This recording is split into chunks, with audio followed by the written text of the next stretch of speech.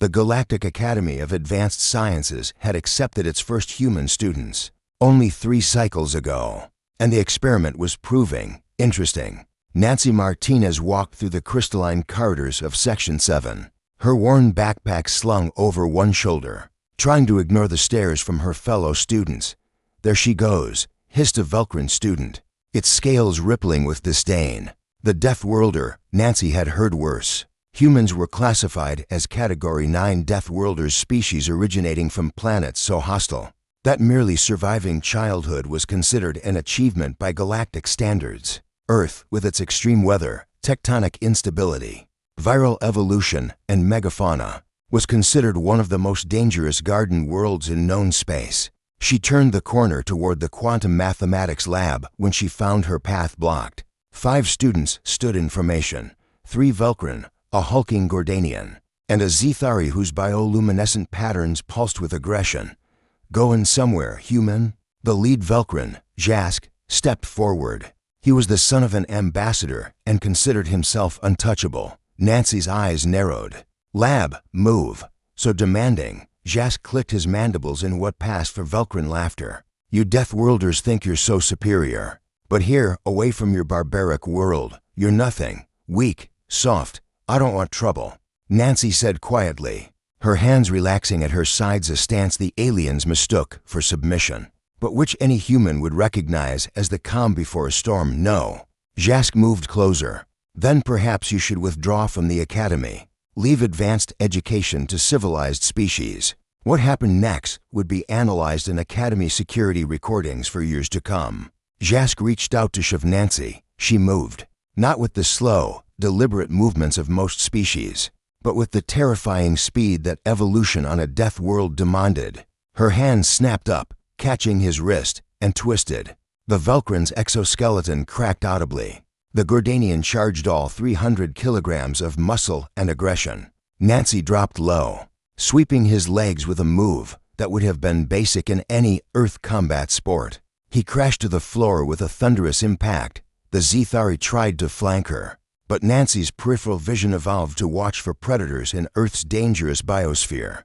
Caught the movement. She pivoted, drove her elbow into its thorax, and sent it stumbling backward. The remaining Vulcan hesitated. That hesitation was fatal to their courage. "Stand down," Nancy's voice was ice. Now, they ran, across campus. Parker Chen sat in the xenobiology class when the emergency alert chimed. His human ears, capable of hearing frequencies that made most species' audio receptors seem primitive, picked up the running footsteps in the corridor before anyone else. Professor Tilvan, elderly Asari scholar, checked the alert.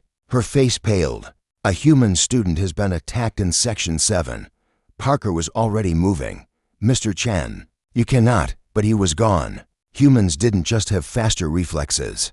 They had something the galaxy had never encountered: the endurance to maintain maximum effort for extended periods. Parker ran at a pace that would have killed most species from cardiac failure.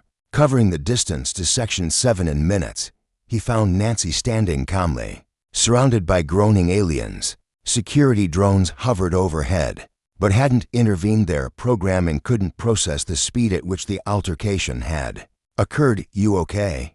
Parker asked, breathing only slightly harder. "Fine," Nancy replied.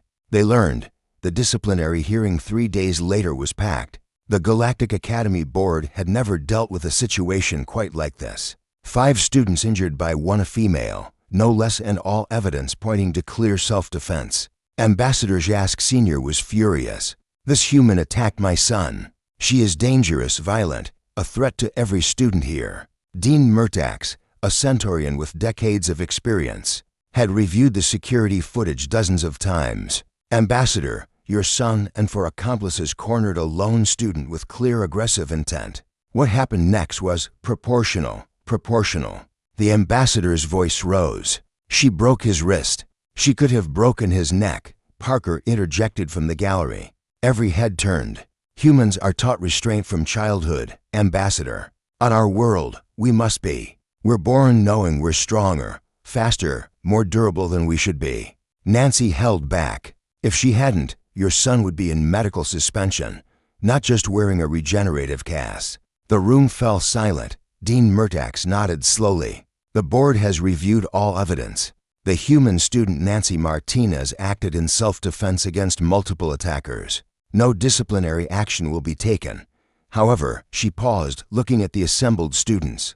This incident has revealed a critical gap in our integration protocols. She activated a holographic display showing human evolutionary history, the persistence hunting, the endurance running, the tool use, the cooperative tactics that let hairless primates conquer a world of megafauna and apex predators.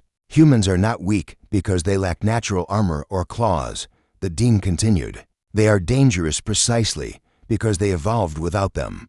They became the weapon. Every human child learns combat sports for fun. Their bodies produce combat stimulants, naturally adrenaline. That would be considered performance-enhancing drugs for most species. They see in color to track ripeness and blood. They heal from injuries that would kill us. They can throw objects with lethal accuracy across distances. She looked at the assembled students. You tried to intimidate a human, a species that climbed to the top of their food chain by being too stubborn to die and too clever to fight fair. The Academy learned something today.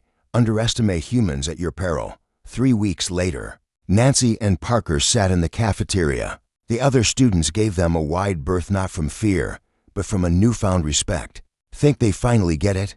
Parker asked, biting into a sandwich that would have been indigestible to most species. Nancy smiled. They're learning. Same lesson Earth teaches everyone eventually. What's that? Humans don't look dangerous. That's what makes us dangerous. Parker laughed, and somewhere in the galactic database, another note was added to humanity's file. Approach with caution. Approach with respect. But most importantly, never corner them. The Academy had learned its lesson the hard way.